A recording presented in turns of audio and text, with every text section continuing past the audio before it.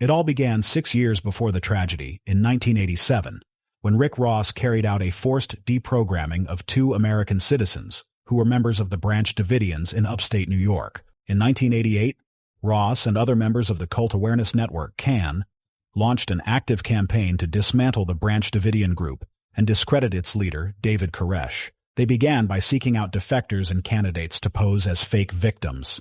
The disinformation and discrediting campaign they initiated against this peaceful religious community spread through the media and was directed at government authorities and law enforcement agencies, claiming that David Koresh and the Branch Davidians posed a serious threat. In 1992, Rick Ross abducted and forcibly deprogrammed Davidian member David Block, an American citizen. During the deprogramming process, which involved both physical and psychological abuse, Ross extracted information from Block about weapons allegedly stored at Mount Carmel.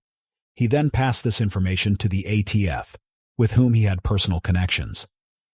Although the information about the weapons turned out to be inaccurate and distorted, and David Block was the sole, highly questionable source, having undergone an illegal and coercive deprogramming process, the ATF relied on this information during its investigation.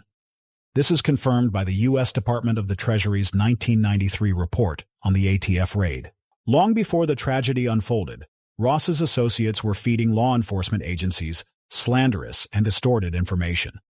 Starting in 1990, they ramped up efforts year after year to discredit and demonize the followers of the Branch Davidians. The pressure they created ultimately escalated into an armed crackdown and the destruction of this religious group by FBI agents, who had been conditioned to see them through the lens of artificial demonization. In addition to the one-sided, distorted information passed along by anti-cultists to the media and to FBI and ATF specialists, there was another perspective, presented in a video recording made by the Davidians themselves during the siege inside Mount Carmel.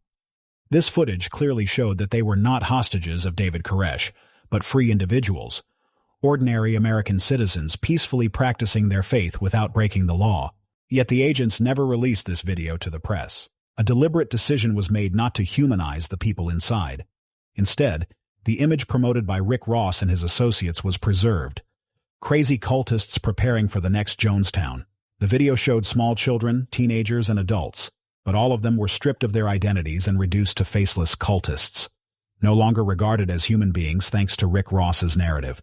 This is a typical tactic used by anti-cultists, adherents of the only truly existing totalitarian sect, led by Alexander Dworkin. For decades, they have applied this method to any group or individual they seek to discredit and suppress.